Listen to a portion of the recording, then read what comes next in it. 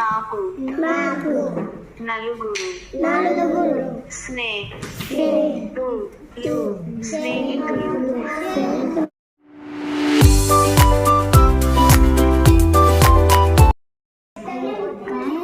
క డ